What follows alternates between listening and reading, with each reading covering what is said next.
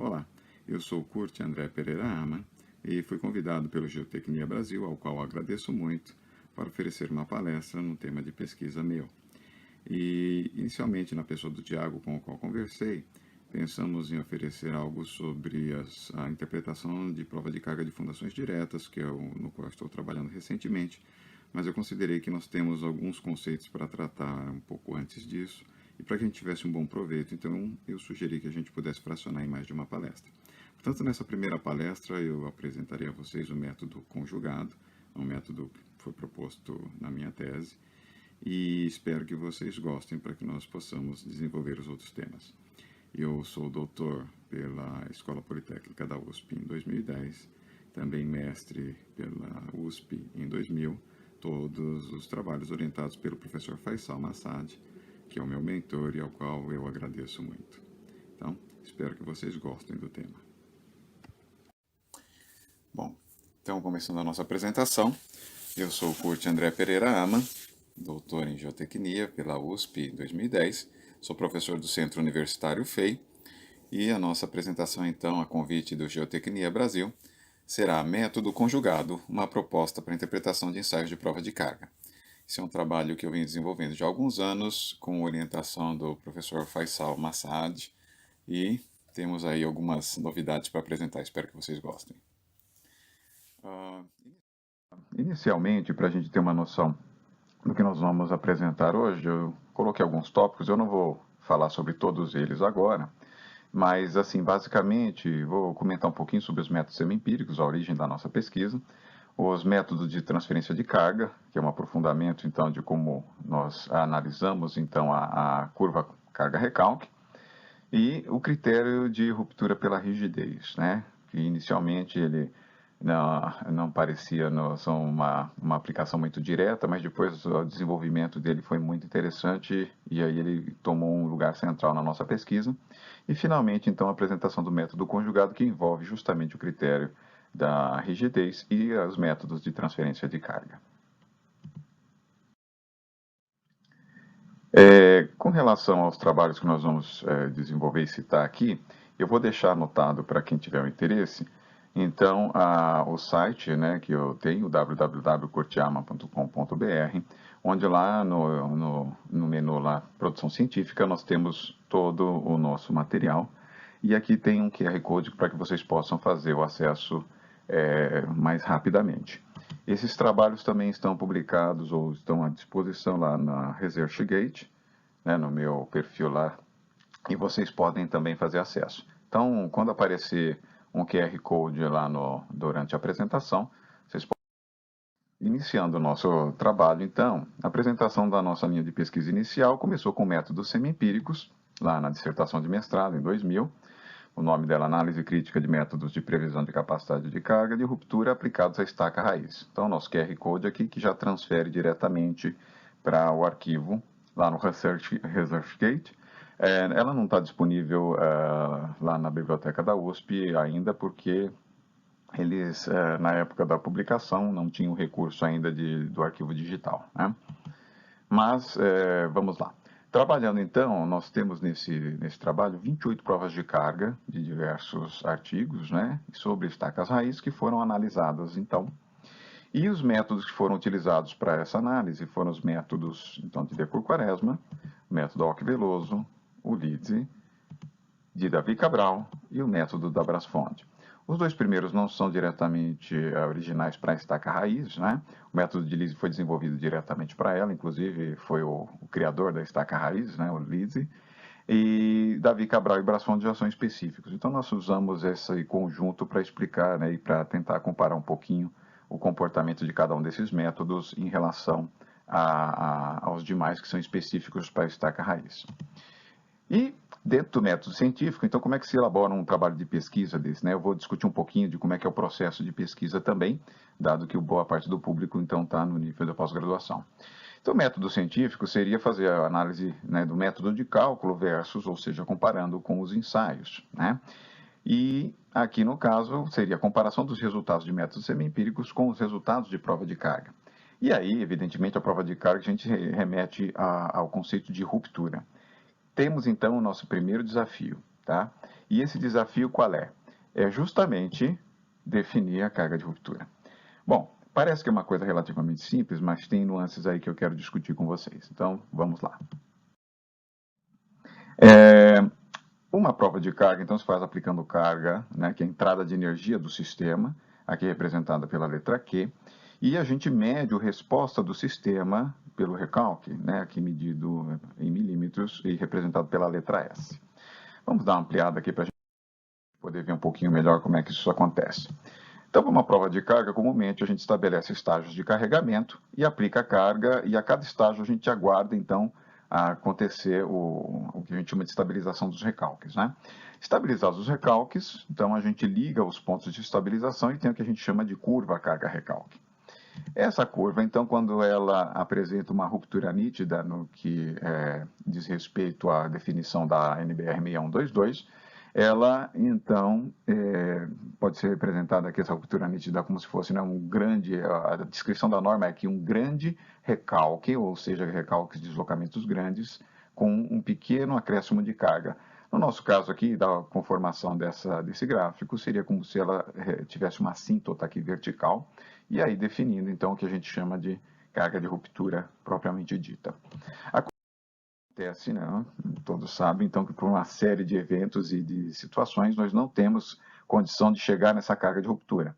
Então, se pretende sempre isso, mas às vezes limitações de diversas ordens podem impedir que se alcance essa carga. E aí, o que é que se faz? A norma também permite que se faça, então, uma extrapolação desses valores, tá? E a extrapolação, então, portanto, depende de um ajuste matemático dos pontos de ensaio, para que você possa ter a definição, então, da carga de ruptura, que aqui eu representei de propósito, né, como se ela fosse maior no caso da extrapolada, em relação à ruptura real que se esperaria quando você tivesse aqui o ensaio avançado, mas isso varia muito, né? Aqui é apenas uma representação. E, a partir disso, então, para que a gente pudesse trabalhar e escolher quais são os métodos que definiriam essa ruptura, nós usamos o trabalho de Felenius, de 1980, um trabalho bastante referenciado na época, e que lá se tinha diversos 9 critérios de ruptura, né, trabalhados lá. Então aqui nós estamos chamando de critério de ruptura, não de método, né, e não tem diretamente a ver com o critério de ruptura, por exemplo, como o de Mohr-Coulomb.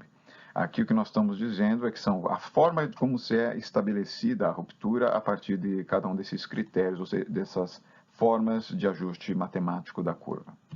Então, o primeiro mais comum, que no Brasil é muito utilizado também, o Van der Wien, foi empregado pelo professor Aoki, né? Inclusive, foi o método, ou no caso, o critério usado para comparar com os valores do método Aoki-Veloso. O Shin, né, que é outro método matemático, então Van der Wien, ele trabalha com o ajuste dos pontos da curva carga-recalque, que é uma curva exponencial, que tem uma assíntota vertical, portanto, a gente conseguiria definir a carga de ruptura a partir disso. E o Shin, que é uma curva hiperbólica, que também apresenta uma assíntota vertical neste caso, né? Então, esses dois métodos aparecendo lá foram daqueles que nós empregamos. E um que não aparecia no trabalho original de Felenius, mas na época também começava a despontar, o método de rigidez do Decour, que é uma forma de definição da ruptura, tá? E que, né, em princípio, a gente ainda estava aprendendo a utilizar, né, mas que recentemente tem trabalhado muito bem, eu vou chegar nele como um método muito interessante para que todos apliquem. E, mais recentemente, em trabalhos mais recentes, o Felenius, inclusive, incluiu no seu Red Book, o método de rigidez do Decour. Então, temos aí uma referência que não era de 1980, mas que veio mais recentemente aí aparecer citado por Felenius. Essas parábolas que eu vou apresentar depois, elas foram métodos para fazer o ajuste da curva, mais visando a interpolação, né? Mas há uma possibilidade da gente trabalhar com ela também com relação ao critério de ruptura da norma, a gente vai comentar a respeito disso já já. E, embora não tenha sido empregado, né, o método ou critério de Terzag, de 10% de deslocamento, né, 10% do diâmetro, como sendo o deslocamento do topo da estaca, ele nos ajuda aqui a definir também uma carga de ruptura que seria a ruptura convencional aqui. Muito bem. E não dá para deixar de falar, né, o método, o critério da NBR 6122, que é baseado então no critério de Davidson, que foi criado para provas de carga em estacas de deslocamento.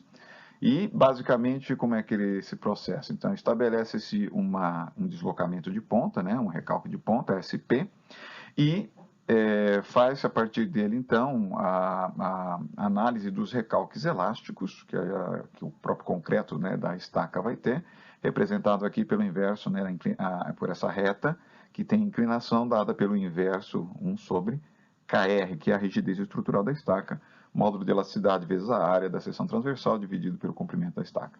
Então, essa reta sendo traçada aqui, né, saindo aqui, partindo do valor do recalque de ponta SP, cruzando essa curva interpolada, que é o que a norma NBR 6122 permite, desculpa, a curva é extrapolada, a gente obtém aqui uma carga de ruptura convencional que a norma indica para ser usado.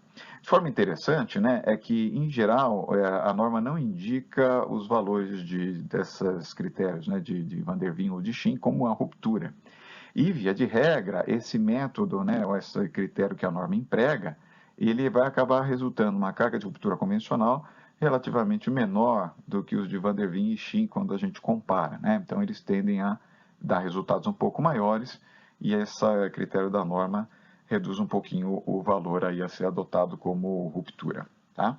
Enfim, tendo em vista essa série, né, de critérios para serem utilizados, então a gente começou a aplicá-los para ver como eles se comportariam. Muito bem. Vamos dar uma olhada então. Nessa aplicação de comparação entre os critérios, né, estou pegando aqui um exemplo da dissertação de mestrado, nós vemos aqui que temos uma série de resultados. Então, cada um desses pontos aqui, né, essas retas verticais, elas representam uma indicação da carga de ruptura que cada método, cada critério desses, ele nos colocou. Então, olha, a carga mesmo, a prova de carga, ela veio até este ponto aqui, né, como a gente pode analisar aqui, e a partir daqui tudo é extrapolado. Então, olha, alguns métodos ou os critérios, ali no caso de Van der Wijn e de Shin, eles deram valores aqui um pouco mais próximos dessa carga máxima. Tá? A gente tem aqui uma indicação importante, né, de fazer também que, olha, o valor da rigidez, né, ele bate muito próximo aqui do valor de Shin, tá? Os dois estão praticamente aqui. Essa reta seria a representação da aplicação do critério de rigidez, né, do DECUR. Essa curva aqui, né, que a gente vê aqui, ela na verdade está representando justamente os valores de rigidez, né, que estão aqui indicados nesse gráfico no outro eixo aqui. Essa curva, só para vocês verem, ela é uma proposta de ajuste logarítmico da curva de rigidez que o DECUR faz, então só que ela dá uma carga muito elevada. E essas outras aqui são a extrapolação daquelas parábolas, né, que depois a gente vai discutir um pouquinho mais, quando elas encontram com a reta de norma, então aquela reta que nós acabamos de mostrar da NBR 6122, que ela aparece aqui. Ó. Então, os valores que essas parábolas indicam, na verdade, são muito altos, né? Justamente também com esse ajuste logarítmico da rigidez. Então, são valores que superam, inclusive, o que a gente tem calculado para a ruptura do concreto, a ruptura estrutural, que seria de 1.590 kN. Então, qualquer carga acima dessa não indicaria ruptura geotécnica, já seria ruptura estrutural da estaca. Portanto, aí é importante também que se verifique sempre este valor, para que não se cometa nenhum tipo de interpretação errônea, né, do caso do ensaio. Bom, com tantos resultados diferentes, a gente ainda assim fica na dúvida, olha, qual será, então, a carga de ruptura que a gente vai adotar ou vai empregar para a nossa análise. Tá? Bom, a partir disso, a gente fez o seguinte análise dentre as provas de carga, né? Será que seria conveniente cruzarmos todos os métodos semi-empíricos com cada um desses critérios? Quer dizer, isso levaria a uma grande quantidade de trabalho, né? E de fato ainda se questionaria, olha, mas será que as adequações aí seriam de fato ou não, né? Porque a gente trabalharia estatisticamente. Bom, o método Eco-Quaresma se ajusta mais com um dos parâmetros, né, um dos critérios do que outros, né? Isso é uma discussão interessante, mas não necessariamente foi essa linha que nós empregamos na dissertação de mestrado. Contudo, isso foi feito muito tempo depois, né? Em alguns trabalhos mais recentes aqui, né? Então, com alunos orientados meus, e quem tiver interesse pode olhar. Então, tem aqui, né, no QR Code, indica esse trabalho. E nós fizemos, então, o cruzamento de alguns desses critérios com alguns desses métodos, usando esse banco de dados de 28 provas de carga, para ter uma análise estatística, então, de como é que isso seria possível de fazer, né? Depois tivemos também trabalhos aí né, do mesmo aluno, aí trabalhando ainda sobre esse mesmo banco de dados, aqui já no Cobranseg. O trabalho anterior foi publicado em Portugal, no Congresso Nacional de Geotécnica. E depois extrapolamos também essa forma de análise para estacas hélice contínuas, né? Então, uma aluna nossa trabalhou sobre um banco de dados de estacas hélice para desenvolver essa análise, tá? Aqui na apresentação a gente tem o número do paper lá, se por acaso não cair direto nele, se cair na pasta de arquivos lá do Congresso, vocês podem identificar também o trabalho, tá? Bom, vamos avançar um pouquinho aqui. Diante de tudo isso, quer dizer, o que nós preferimos fazer na época da dissertação? Fizemos então uma análise, tá? Usando um pouquinho de análise crítica, pensando, olha, se a norma permite que a gente faça a extrapolação da curva, vamos pensar então que o melhor seria fazer essa extrapolação a partir de uma função matemática que desse a melhor regressão linear, né? A partir dos pontos de ensaio. Então foi essa análise que nós fizemos. Então, inicialmente, o método da rigidez, ele, né, resultou do ponto de vista qualitativo, né, como o pior valor de regressão, que seria, né, atribuído pelo R ao quadrado, né, o valor da correlação ao quadrado. Ele foi o pior resultado de correlação, ou seja, de ajuste da curva, né, em 61% dessas 28 provas de carga. Então, quer dizer, essas equações aqui que a gente está vendo aplicadas à rigidez, nós acabamos não utilizando. E aí, retiramos esses dados e criamos uma nova tabela de valores de pior regressão, eliminando, então, os resultados aqui de rigidez. E com isso, nós identificamos, então, que o método, o critério de Shin, ele deu pior regressão em 53,57% dos casos excluídos da rigidez. Levando em conta todo o total de 28 provas de carga, ele foi o pior em 11% das vezes, embora tenha sido melhor, o segundo melhor em 11% delas, né? Então, a gente também desconsiderou, no caso, os resultados de Shin. Essa parábola aqui foi feita uma análise, depois a gente pode explicar um pouquinho mais como é que se foi definida essas equações, mas ela também foi descartada por esse mesmo motivo. E aqui, vejam só, né, o critério de Van der Veen deu a melhor regressão linear dos pontos de ensaio, 43% das vezes, a segunda melhor em 36% das vezes, e não foi a pior em nenhuma delas, né? Então, quer dizer, para ajustar os pontos da curva mesmo, aparentemente ele seria o método mais indicado, né? Então, está aí em verdinho, porque ele acabou tendo esse desempenho aí nesse critério de análise que foi pensado para a dissertação. Essa outra equação parabólica aqui, para ajuste, então, dos pontos de ensaio, também deu resultados muito bons, né? Então, ela também foi considerada como interessante de ser avaliado, embora depois a gente vai ver que os resultados, quando extrapolados, né, pela norma NBR 6122, dá muito alto, mas, enfim, ela ajusta muito bem e dá para interpolar muito bem os valores, né, no caso dos pontos da curva de ensaio.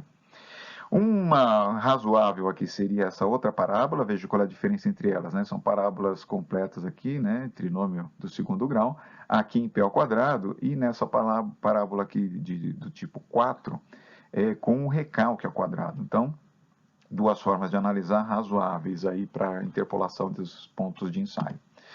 E um valor aqui que foi segundo melhor, né? Essa equação, que é uma equação de segundo grau, né, mas incompleta, não é um trinômio completo, e que foi a segunda melhor regressão em 19% das vezes. Então está aí o panorama geral.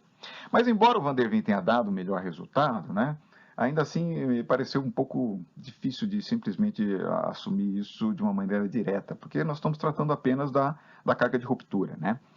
Então, usando essa ideia de como interpretar mais a fundo o que estava acontecendo, para a gente poder ter de fato um critério de entendimento de como essa ruptura se relaciona com os métodos semi-empíricos.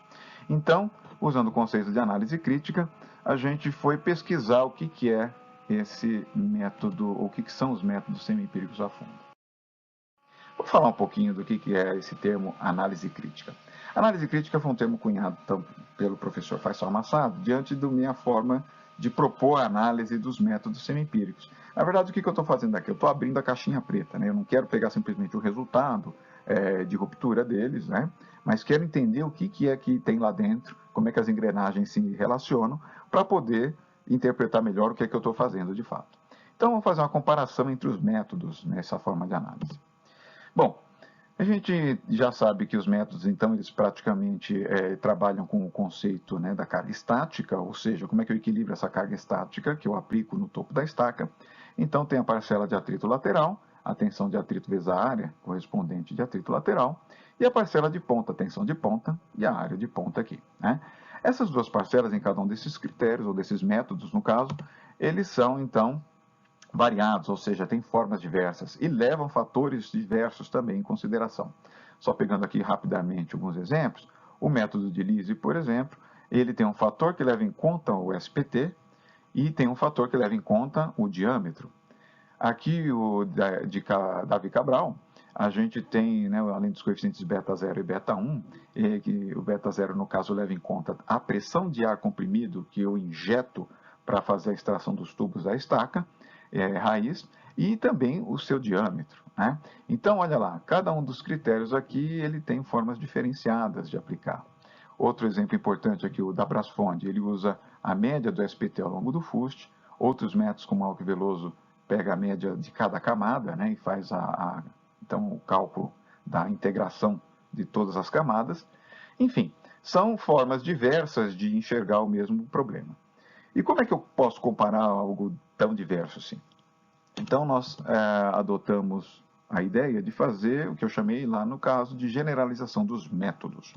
Essa generalização nada mais é do que pegar tudo aquilo que é comum às diversas formas de cálculo, no caso, então, o NSPT, e todo o resto foi transformado num fator de atrito lateral e aqui num fator de ponta, né? De maneira que a gente possa, então, a partir desse fator, para cada um dos métodos que a gente analisa, comparar um método com o outro, tá? Bom, parece relativamente simples, né? Depois, ao longo do tempo, na tese, nós explodimos esses fatores em outros quadros, que levam em conta, então, o que seria a parcela de atrito lateral, a influência do tipo de estaca, a influência do diâmetro, a influência do tipo de ensaio, enfim. Mas isso daqui, né, então, da tese eu não vou comentar agora para não fazer confusão. Vamos avançar um pouquinho e vamos fazer um exemplo de aplicação aqui para a gente entender o que é que pode se extrair dessa proposta. Então, na dissertação de mestrado, a gente fez uma comparação gráfica aqui para entender um pouquinho como aplicar essa ideia da generalização. E aqui a gente pode ver, então, que tem a curva do que seria, então, a aplicação do método do Decor-Quaresma, né, a estacas raiz, que daria essa equação aqui, ó, 5 mais 15 sobre NSPT, para a definição do valor de fator de atrito lateral que multiplicaria o NSPT. E aqui a gente vê, por exemplo, o método da Brasfond. Brasfond adota um valor fixo, independente do tipo de solo, um valor igual a 5 kN por metro quadrado, para esse fator aqui que multiplica o SPT. Bom, então o que a gente pode ver? Em geral, o método da Brasfond é o mais conservador aqui, ó, né? Então, ele vai tendendo ao método, né? O método do Decor vai tendendo ao método da Brasfond aqui a partir do SPT da ordem de 25. Né? Outra comparação interessante que esse gráfico permite é, por exemplo, a gente identificar essas curvas aqui em cima, elas são do método de Lise. E o método de Lise trabalha por faixas de valores. Então, olha lá. Por exemplo, pegando aqui a curva para argilas, né? Então, para argilas, os valores, né, que eu vou atribuir ao método de Lise, eles são maiores do que o do método do Decor para uma série de valores aqui até mais ou menos SPT 8. Então, o Decor é mais conservador que o método de Lise até o SPT 8, no caso de argilas, e aqui diâmetro 10 centímetros.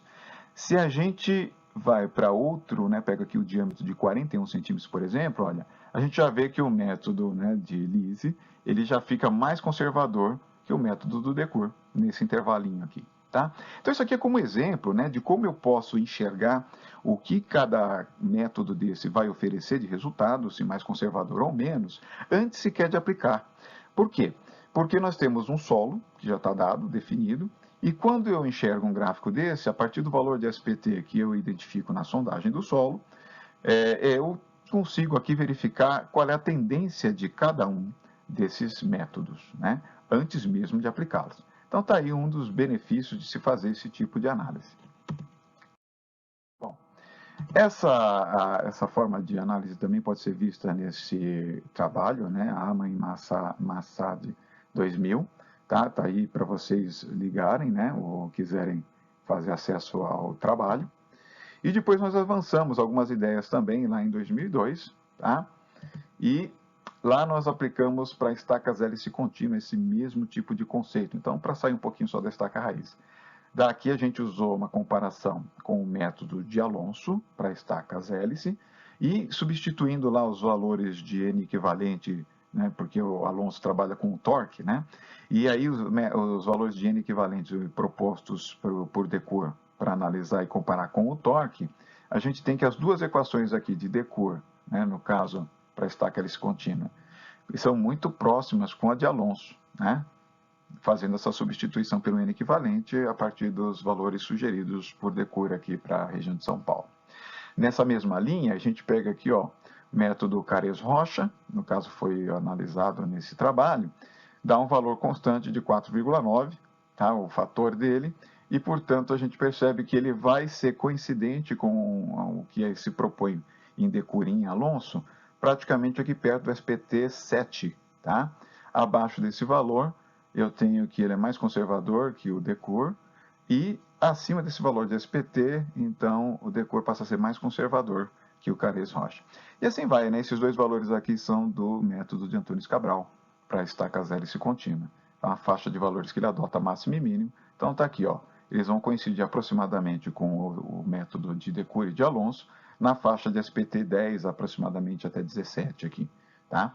Enfim, a forma de análise. Para a ponta também da estaca hélice, como exemplo, né, aqui a gente tem a comparação com os valores de Alonso, e aí a gente vê, olha aqui, que os valores de Cares-Rocha, né, eles dão mais elevados, tá, do que o método de Alonso, que estaria representado aqui por essa reta inclinada a 45 graus, e aqui os valores de Decour, tá, que são mais conservadores, então. Então, analisando isso daqui, eu sei que a ponta da estaca hélice contínua calculada pelo método Decour-Quaresma é bem conservadora em relação ao método de Cares-Rocha, e o método de Alonso vai dar um valor intermediário aqui, que coincide aproximadamente com os valores mínimos do método de Antunes Cabral. Bom, isso é uma aplicação, então, dessa forma de análise, né, pela generalização dos métodos. Mas aqui a gente vê uma coisa interessante, né? Os valores superiores aqui, eles representam, então, os solos arenosos, e os inferiores, os solos argilosos. Então a gente vê que tem faixas de valores em função do tipo de solo. E isso também nos levou a investigar, então, está lá em outros trabalhos, lá em 2004, que também aparece na nossa dissertação de mestrado, um conceito que foi cunhado lá, eu sugeri o nome de hierarquia dos solos. Vejam que os valores, então, aqui no método Alck-Veloso, né, os valores daquele fator KL que nós discutimos, eles vão decrescendo em função do tipo de solo que nós temos, tá? Então, essa ordem aqui, ela é uma ordem que eu passei a investigar. E aí, em 2006, publiquei um trabalho considerando 12 métodos semi-empíricos brasileiros para diferentes tipos de estaca e apliquei essa forma de generalização e investiguei a hierarquia desses solos lá também, tá? Então, rapidamente, só para ilustrar, né?